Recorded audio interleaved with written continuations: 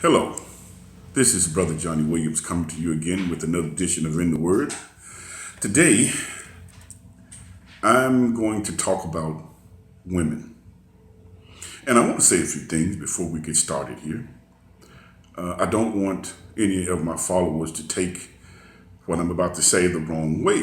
I want you to listen closely and carefully because if you do, you will see that I'm actually speaking from scripture and from life experiences. Therefore, I speak the truth. Sometimes when we talk about certain subjects, the truth hurts. But sometimes hurt is not a bad thing. We get our feelings hurt sometimes, and we should learn from those bad experiences or our feelings getting hurt. So, getting back to my main topic, women, I want to start out like this. All women, I want you to feel what I'm about to say to you. And I'm going to speak to you as if I'm speaking to my wife, whom I love. I'm a man, I love my wife. And any man loves his wife. You know how beautiful you are, how proud we are of you. You know, sometimes we don't let you know that enough. It's not meant to disrespect you in any way. But you know, we men sometimes are hard headed and we take for granted that we should be telling you that we love you each and every day. We get in our heads, oh, she know I love her and I don't have to tell her. Well, you should tell her. Men, you should tell your woman often how much you love her because the burdens that she bears for you, me, the children, the household, and she bears it very well, is a testament to her household, your household. And believe me, it speaks volumes with your neighbors and everyone that you meet. Your work speaks for themselves. And everybody that you meet has an opinion because of your actions. Now, men, if your woman is sitting beside you or she's somewhere near, when I finish this, I want you to look that woman in the eye and I want you to tell her that you love her. I'll use this as an example. It is an undescribable feeling to know that whatever you get into, whatever you have done, whatever you have to go through, there is someone that's going to be right there for you, going through it with you, hurting with you, sweating with you. Your wife. Now, this is not only for married people. This is for younger people. And again, we all make mistakes. And let me clarify that. It would seem as if I'm talking to just married people. And I just said we all make mistakes. You know, there are a lot of things out there in this world that look good to us, and we tend to chase those good things. Not that it may be right, but we tend to chase them. Women are supposed to look good to men. They're supposed to smell good to men. They are supposed to attract a man's attention. Not degrading a woman or a woman in any way. But during creation, when God created Adam, he said it was not good for him to be alone. And he created him a helpmeet, a woman from a rib. That's how important you women are.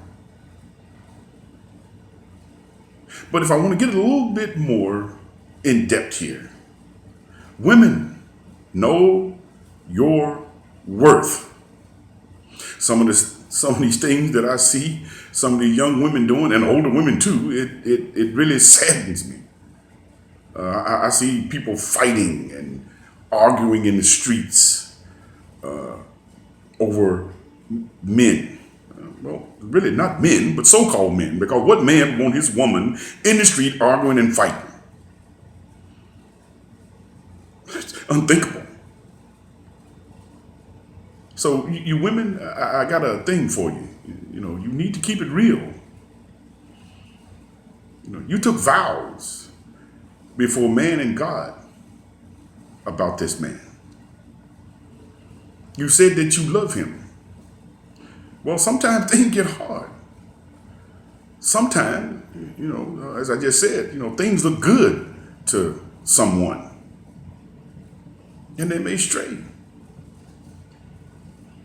Now, I'm in no way, shape, form, or fashion condoning someone going out committing adultery. I'm not condoning it, but if we live in the real world, it's happening every day. And sometimes,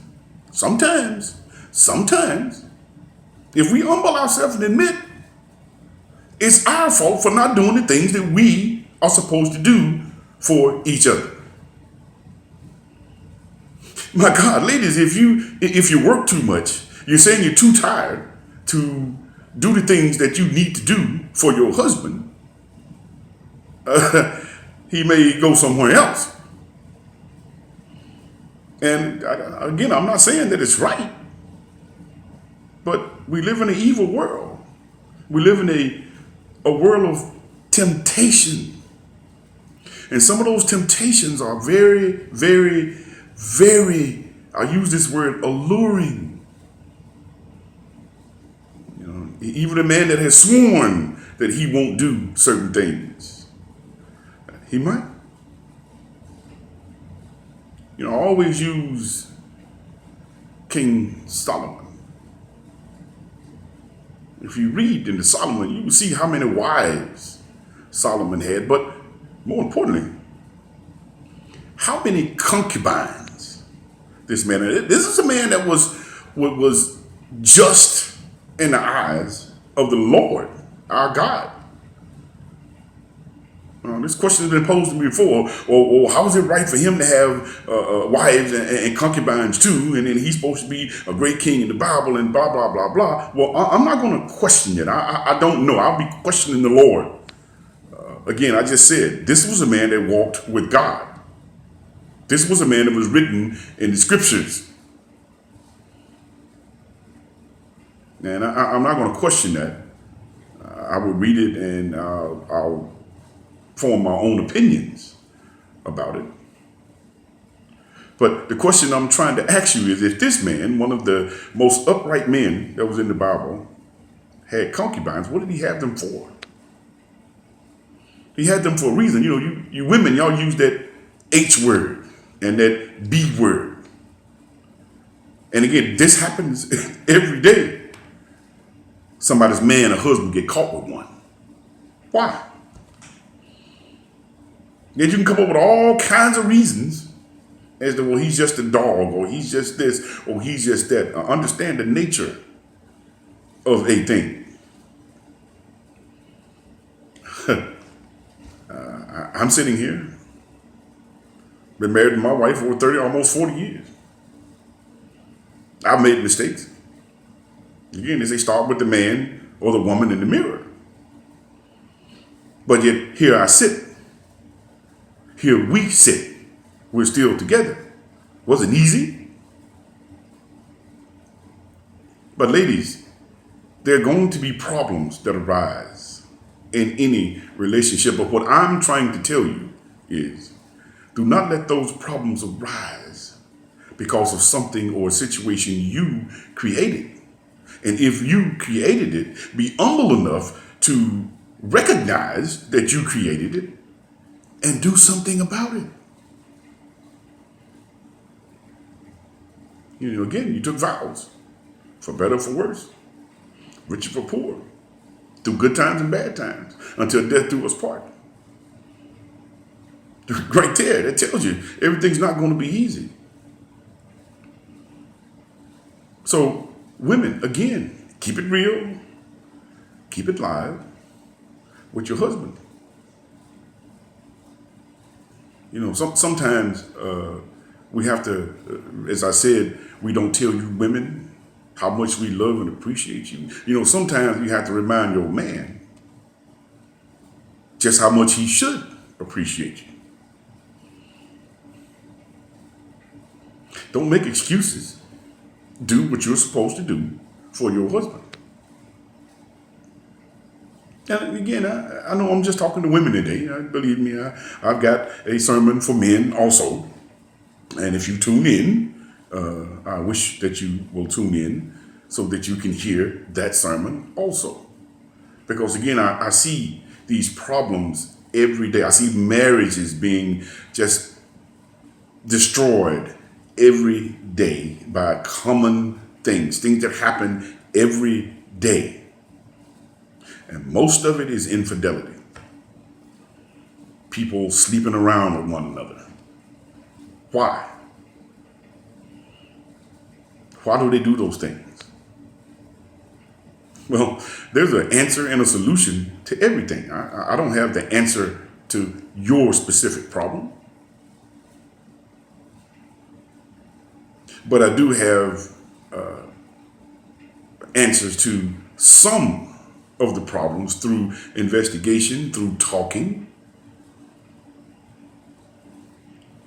coming up with a solution to give individuals a solution to their problems. It's up to them if they use the advice that I give. But believe me, again, it's going to come from Scripture. Ladies, keep it real. Don't get too tired. Never let your guard down. Again, I don't care how long you've been married. I don't care how long you've been knowing someone. Stay diligent. Just as much as we love you,